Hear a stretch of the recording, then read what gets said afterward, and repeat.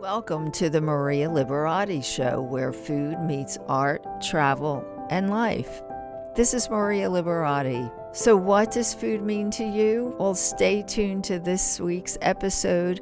My special guest is international actor Charly Chiarelli, and he is the star of, or one of the stars, I should say, of the newly released film that is streaming all over the place, Road to the Lemon Grove. And you're definitely going to want to see this film, especially if I know you are. In my listening audience, you are definitely a foodie. So this film has everything, scenery and food, and it was filmed in Sicily. And Charly actually was born in Sicily, so he's going to share some of that and some of the film with us. And obviously, this episode is dedicated to the lemon. Although they say when life gives you lemons, make lemonade, I say squeeze the day and make a yummy lemony pesto instead. In the poem Ode to the Lemon, poet Pablo Neruda called the juice of a lemon nature's most intense liqueur, and I have to agree. Here's my recipe for a lemony pesto. This recipe is for 4. Remove the peel from 4 fresh lemons and place in a food processor with 3/4 of a cup of shelled almonds and 1 tablespoon of salted capers,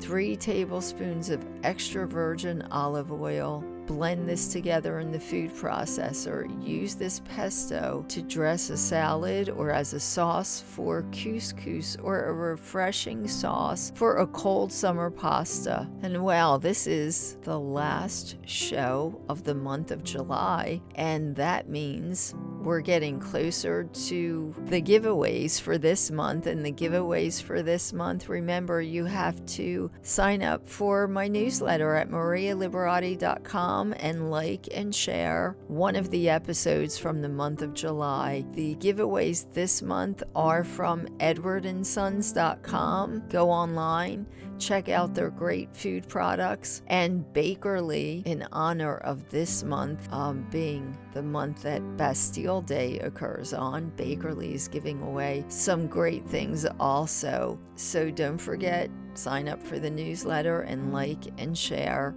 one of the episodes from the month of July. So we only have a few more days to announce this month's winners. And if you want more recipes, you can get more recipes at my blog at marialiberati.com, and also in my Gourmand World Award-winning book series, The Basic Art of Italian Cooking. You can get those books almost anywhere books are sold, especially online and at marialiberati.com, and also on the publisher's website, artoflivingprimamedia.com. You know, everybody's always looking for recipes in the summertime to find ways to use all the fresh vegetables and fruits that are available this time of the year. And you can go to my blog or grab my book series and you'll find loads of recipes. Hey, this is Maria Liberati, and I just want to mention that I am doing my podcast today. I'm so fortunate I'm doing it at this award-winning design studio. It's a showroom kitchen designed by Gaiman Studios. They're in Harleysville, Pennsylvania. So we're right outside of Philadelphia, and it's the most beautiful kitchen. I know you can't see everything. I'm fortunate enough to be able to film this episode here, and I am also lucky to have with me Charly Chiarelli, or how do we say it in the American way, Charly? Chiarelli. Sure. Let's do it the whole way. I was born Calogero Chiarelli. My first real name is Calogero, which is the name of the character in the movie, as it were. And of course, that evolved when the nuns who taught me grade 1 couldn't say Calogero, all they could say is Caligula. They changed my name to Charly. So I grew up with Charly Chiarelli here. I'm in Hamilton, Ontario, where I grew up. And so Charly is it, and it's Charly Chiarelli or Calogero Chiarelli or Hey You or Cha or. And I have to mention too, he's an international actor. And yes, we're talking to him. We're going to Canada today. Wow, I love Hamilton, Ontario. I've been there, lots of Italians there, right? Yes. Yes. Well, here's something for you, Maria. There are 38,000 people from my hometown, Racalmuto, in Sicily, in Hamilton, and there are only 10,000 in Racalmuto. Oh my goodness. The whole town has poured into the city. Oh my gosh, it's the same thing. I know my family's from Abruzzo, and there are a couple of towns that they have their feast days in, like right outside of Toronto, because there are so many that have come there, from Italy. So I know exactly what you're talking about. But Charlie's going to talk to us today, especially about many things, but the film that he's in, The Road to the Lemon Grove. If you haven't seen it yet, when was it? It was just released, right? When was it released? It was just released on streaming platforms or whatever, Amazon, etc. Yes, on yes. July 7th. However, we did have a national run, a theatrical run before COVID that was very successful, as a matter of fact. So this is basically a re-release for the streaming platform. Voila, and also the turn it around. Yes, you have to turn it around because it's upside down. So just there you go. Yeah, for the camera, I guess. There you go. There's a DVD, and allow me to put a plug in for this DVD. Do you mind? Yes, no, I want you to. In this DVD, there are, of course, there are outtakes. Now, there's outtakes and then there's outtakes. Yes. When you're working with Italians, there's zany outtakes, right? Yes. But there's also Dale Hildebrand, the wonderful director and producer with whom I had worked for this whole thing. He and I did a commentary, and we watched the movie without stopping. It's kind of like people watching the Santa Claus parade and giving a commentary of the Santa Claus parade as it goes by. Yes. As the movie floats by us, remember that I'm an actor that has 4 parts, 2 lead parts and 2 supporting parts in the movie. Yes. So Eddie Murphy, eat your hat. Yes. You're not the only one. Anyway, the point being, the commentary is wonderful. And there are Italian, if you want to do the Italian subtitles, we poured over those subtitles with real experts. So anyway. Oh, that's great. That's good. So tell me, where did you film? Where did you get to film at? Did you film in Italy, or was it? Where are you gonna do an Italian film? There's only 3 places you could do it: Philadelphia, Hamilton, and Italy.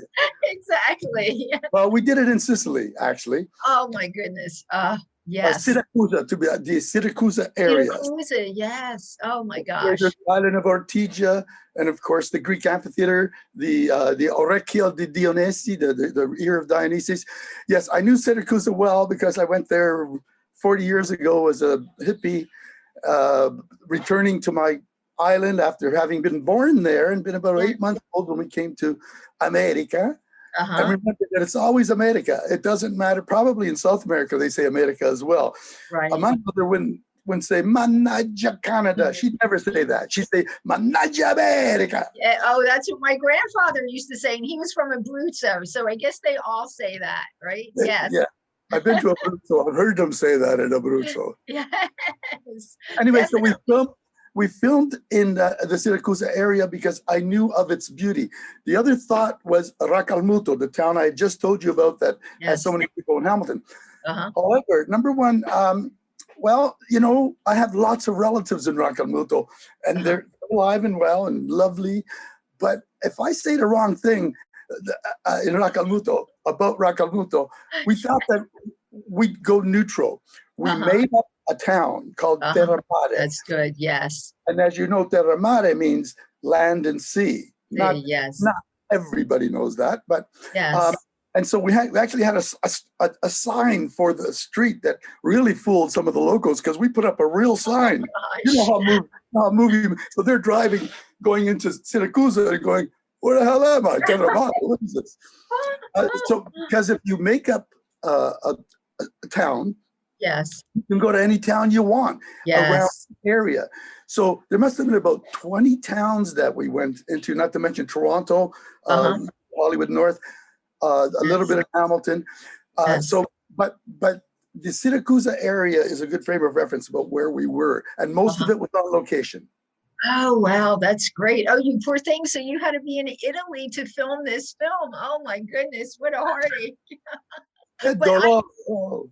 yes, I know what you mean about your family and mentioning the town because I lived in Abruzzo for many years. Part of my heritage is from Molise, but I Uh-huh. never really talk about Molise a lot because I never spent a lot of time there. Oh my gosh! So when I do events and if I only speak about Abruzzo and I have my family that are from Molise here, oh gosh, I never hear the end of it. So that was a good idea to make up the name of the town. So, And I think they've forgiven me because I returned to the town and the whole town, uh, the band came out, everybody, all the artisans came out. They must have forgiven me because they're treating me as if the movie was made in Raccamuto. I'll tell you why. Mhm. Because quando io apro la bocca mia per parlare, that it's a language, right? Yeah. Sicilian's a language, and within Sicilian there are many Sicilian dialects. Yes. They know that I'm their boy. Quando io parlo così, chi sanno che io sogno di già. So I am the embodiment of Raccamuto, Yes. but it was filmed in the Syracuse area. And yeah, exactly. That's great. So tell us the premise, a quick synopsis of the story, so we can get people to watch it. It has such an interesting storyline. Can you tell us without giving too much away? Allora, it's about an old country Sicilian papa who dies, and of course he wants to go to Paradiso. Yes. And so he actually makes it to the gates of Paradiso, but there are unresolved matters in the family, especially with respect to his son, whose name is Calogero, my namesake. The papa's name is Antonio. And pointed out to him that there are feuds to resolve. There's a will, and in the will, there's a lemon grove in Sicilia. Now, lemon grove means nothing because they're being abandoned, but the lemon grove has a Madonna that performs miracles. And one side of the family wants to exploit this into a theme park where people have to, which is I think it's La Dolce Vita, one of the Marcello Mastroianni movies. Yes. We hearken upon a lot of movies in this one here, Or the Federico Fellini, something to do with Fellini. Yes. We hearken upon Fellini and Marcello, of course. They work together. Yes. So that particular theme. So we had to put a Madonna in it. Otherwise, what the hell are they arguing about? Exactly. Yes. Who cares? Who gives a damn? So he has to resolve this matter, and the person through whom he had to resolve it was his son Calogero. And his son is a university professor of linguistics. Because he's a professor of linguistics, and I play the son and the father. So because he's a professor of linguistics, we get to use, or if you like the word exploit or sfruttare, the whole language aspect. Some that I've just mentioned to you with respect to the dialect, what is a language, the evolution of language, the devolution of language, the decadence of language. Like my language, Racalmutese, doesn't exist in Racalmuto. It pretty much only exists in Hamilton. Because, and that's true for Molisani and all over. It is, yes, I can attest to that too, yes. Italianization of the country post-war. And it has people like you and me, mass media, bringing Italian to them. So there's so much. And then there's the dichotomy between the two individuals. One is an esteemed university professor of Sicilian history and language. And the other is the illiterate papa who is dead, but it's a spirit coming to haunt his son about what has to be done to rectify matters in the family. And his son doesn't give un cavolo. He doesn't care because he's a university professor and he thinks his father is a man of the earth and he's a man of the blackboard as a university professor. So you have this dichotomy, this clash that continues between them. And the final manifest, not final, but this is what goes from Act 1 to Act 2. Papa wants his ashes in Sicily. The ghost is but we don't make it seem like, go booga booga ghost. You see Antonio in the flesh. he's dead, but you know how if you Yes. and he wants his ashes back home, and said, well, the family will lose it if we cremate you, because eventually he haunts them to the point by coming to his lecture hall as a ghost and mocking the crap out of him while the students don't hear it, until he's fighting a ghost in front of his students. Oh my goodness. Lost it, according to the students, of course. And at that point, he has no choice. He goes, what? This is crazy. I've got to bring the ashes back. And then a breath of fresh air, because he's going back to a home he didn't really know, because he, like me, was under a year old when they emigrated. Oh, okay. As much as his head is full of all the facts of the philosophers that were the Greek philosophers based in Sicily, of which there were many, many. Yes. All those facts about language and dialect. Now he's going to where all that information is held. His home island of Sicily, with his father's ashes under his arm. So the story evolves as to what, not only do we deal with what happens when you immigrate, but now that us Italiani are in positions of going back, as people who have been actualized in professions, etc. What happens when you go back? Like discovering, for instance, that they don't speak the language. Yes. Discovering about the two families who are feuding, and then of course there's the matter of the lemon grove. Yes. That gives you a long story of what it's about. Yes, I think that's definitely enough to get, that definitely got my interest up. I would love to. I'm going to definitely get to see that this week. I didn't get a chance to, but I will definitely get to see that. So share with us, I know I had asked you if you wanted to share a recipe. As Italians, we just grow up with food and cooking in the kitchen all the time.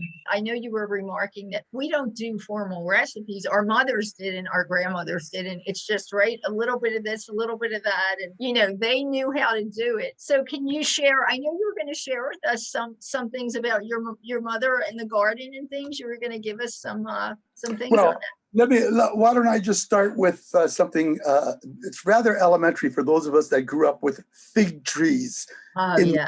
We're talking Canada here, okay? Yeah. Oh, wow. So right away, there's a food stuff that you would never anticipate. Now, the reason I don't go recipes is because my mother's recipe is when it's summer, when it's harvest time for the massive amounts of foods that are grown in the garden. Yes. They look around and there's your recipe. Zarchi, oh yes, but I'll do the fig tree story because that's a classic. Yes. Okay? No one would ever think it. But my father and others from the neighborhood, remember, the Italians cluster around neighborhoods. Yes. And in Hamilton, they're from the same town, not only the same. They brought branches that they kept alive that were rooted in water when they got here. Oh my gosh. From Sicily. Yes. And so did my father. That little thing grew in the basement because the basement in the early days wasn't a rec room, and it's right. It was a second kitchen, even if it's a dirt floor. Yes. So they would grow in a hole in the basement till it got a particular size. Yes. Always outside in the summer or spring. Yes. And then it got to be about 10 feet tall. Now think of a basketball player. They aren't 10 feet tall. This is 3 feet taller than a 7-foot basketball. It gets, the way you preserve it at that point is you make a hole alongside of the tree that's 10 feet and more.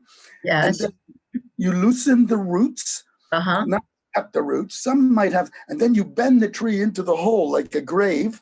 Oh my gosh, I never heard this. Wow. And you put some boards on it so that the branches don't connect with the dirt all the time. Yes. They don't have rot. And then you put the dirt back on it, and a mound in the backyard that we called the fig tree grave that we hid behind for snowball fights would ensue. And in the spring, go ahead. Yes. You dig it up and you set it up straight. And of course it doesn't, and it's still growing, the damn thing. Yes. Oh my gosh. And the most delicious purple figs ensued. Oh my gosh. And we would use it for different things, including cooking, but also for peeling Yes, So and just eating.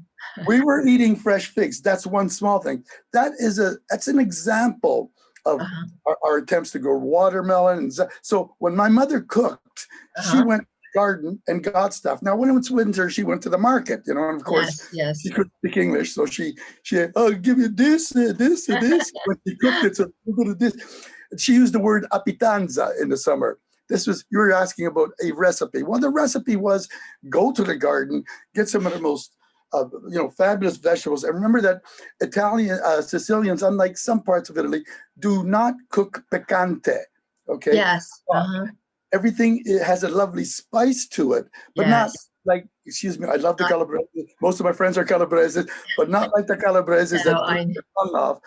I happen to like picante, so I love eating with my calabrese friends. But my mom would make a pot Uh-huh.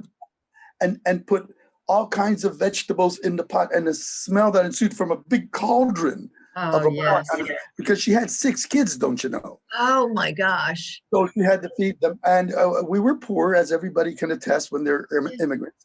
So Right. so the recipe was go out to the garden, smell, see what's ripe, and put it in the pot and cook it. But she also made her own cannoli. I remember she was. It was always. I was the one that had to get the old broomstick and saw the broom handle off, and then saw it off into little bits so she can wrap. Oh my gosh, the Pasta cannoli, the pasta, right? These are little kind of. I'm not a cook, but I've been privy to some of the best cooks in the world. I'll tell you. Yes, I'm sure you are. And isn't it amazing the way they did things? They're just better than professional chefs, and the amazing things that they did, especially being poor, and they just knew, how to make the most wonderful things like that. It's just unbelievable, amazing. But I was really amazement with the fig tree story, because my mom grew in an Italian neighborhood in Philadelphia, and her father was from Molise, and he always had a fig tree, and she always used to talk about climbing the tree and eating them for the summer. Yeah, So yes, I wanted to get her that. Well, Philadelphia is a little further south. You might have gotten a bigger for climbing. But the story of introducing Americani, who are not Italiani, to figs that have never eaten figs, and then telling them that you got them from your backyard. When I was in university, and they're going, "What are these?" I roll them out. Yes, I heard that. What are these things? Because they only can relate to dry figs, not fresh figs. And not fresh figs, non-imported fresh figs. From Philadelphia, from wherever. Now, not everybody buried the fig trees. I just want you to know. Even in our neighborhood in Philadelphia, some put greenhouses around it. Yes, that's but after a while, you couldn't take it in after a while. But mostly you took it in and out until it's a particular size. Yes. And you freak out the Vero Americani about. These are fresh. Well, you don't freak them out so much because they don't even know what the hell it is when they look. I know. I've actually introduced a few people, because now I started one fig tree, and now I have a few, and I've learned. Yeah, our winters aren't as brutal as they are in Canada, so we have I have greenhouses around, but I have about 4 or 5 fig trees now, and they're just I just love fresh figs. There's nothing better. It reminds me of being in Italy in the summertime. Oh gosh. So we have them too, but that's a beautiful story about your mom. So anything coming up? Where can people find you, or do you have anything coming up? Or I guess you're just promoting this film right now, right? Because it just came out. I'm never only just anything, because I am a professional harmonica player, and I'm also a theater performer. And that's right. You do. Yes, you perform internationally. So any projects coming up? Well, I've just completed a theatrical project for the Fringe Festival in Hamilton, which was beautiful, and it's not Italianesque. Yes. It's American, because it starts in Baltimore and ends up in Saskatchewan. Oh my goodness! In the prairies, and that's called Prairie Odyssey. And it stopped running 2 days ago. So there was that. There's always something coming up. I was just at a jam session, a musical jam session. I played the blues. I guess the blues. You take harmonica like this, and you go.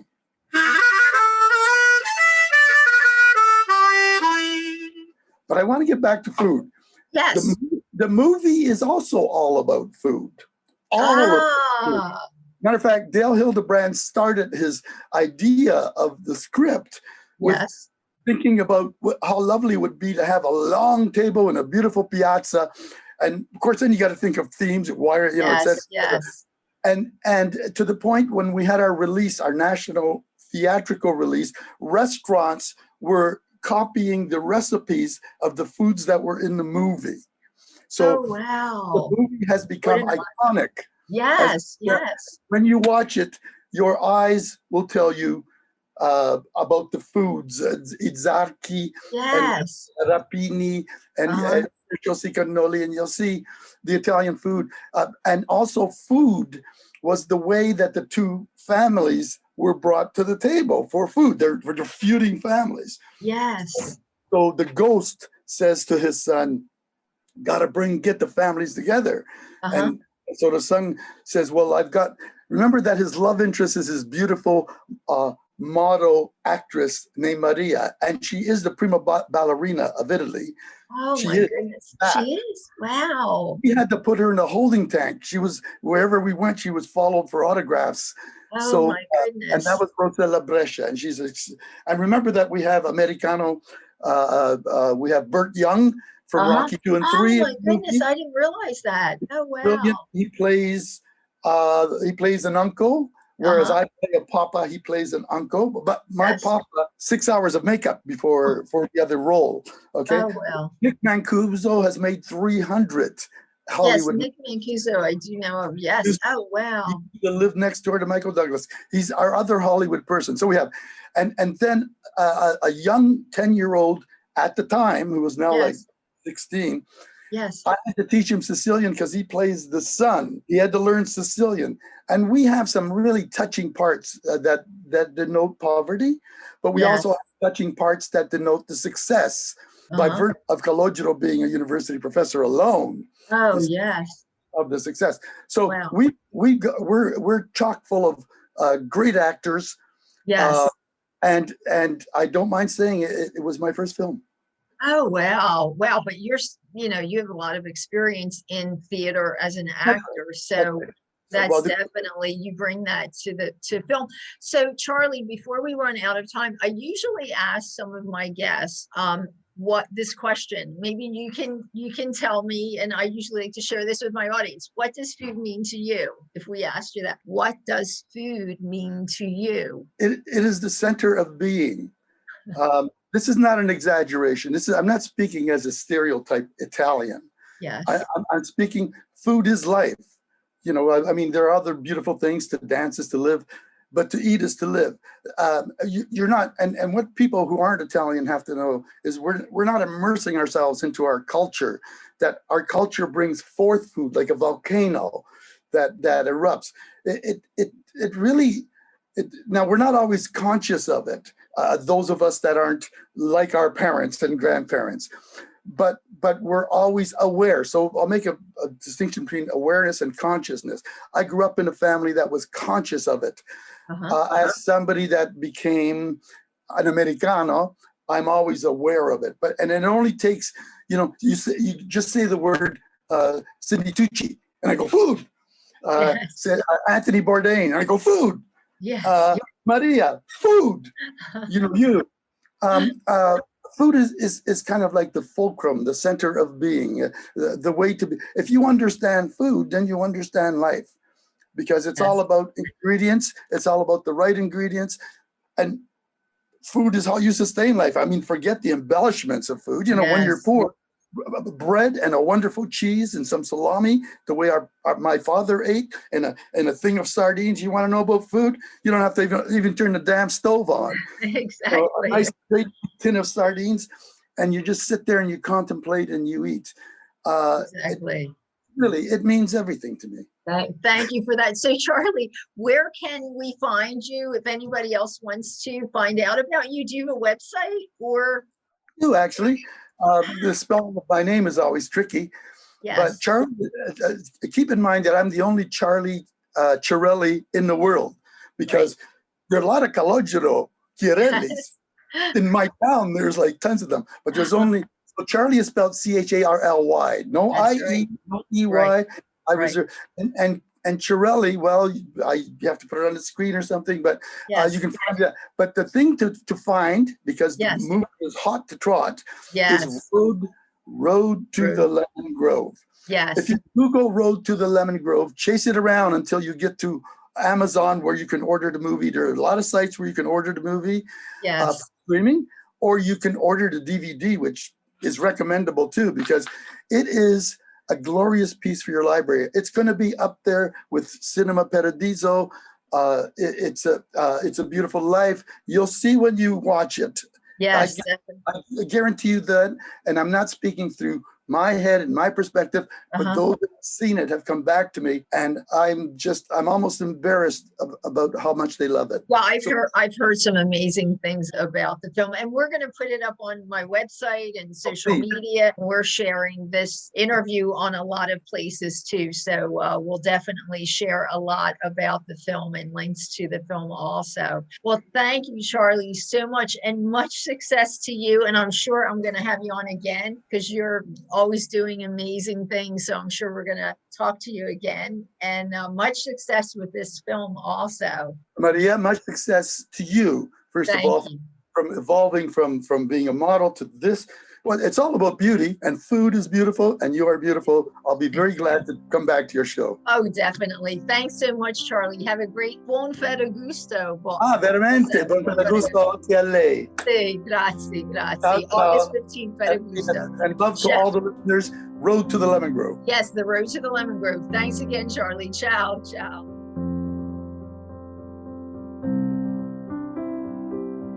Thanks for listening to this week's episode of the Maria Liberati Show, where food meets art, travel, and life, and where we find out, what does food mean to you? And please share that with us. Hashtag, what does food mean to you? Let us know, what does food mean to you? I'd love to hear from you also. This week we got an answer from international actor Charly Chiarelli, but I'd like to know what my listeners think of that. What does food mean to you? So please let us know.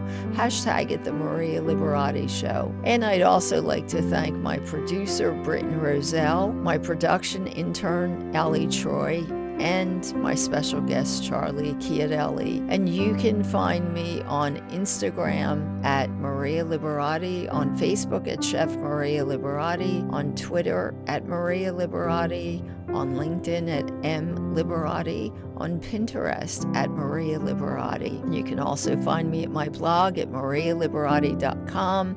Get more recipes in my book series, The Basic Art of Italian Cooking. You can find all of the books almost anywhere books are sold online. Don't forget to like and share this month's episode. It's the end of the month, so we'll be announcing the giveaways for the end of this month. And there's some really great, delicious products from edwardandsons.com. You can look them up, check out their products, and Bakerly. And I'll also be giving away a copy of my book, The Basic Art of Pasta. So like and share this week's episode and join my newsletter at marialiberati.com, and you'll be eligible for the giveaway. Until next time, peace, love, and pasta.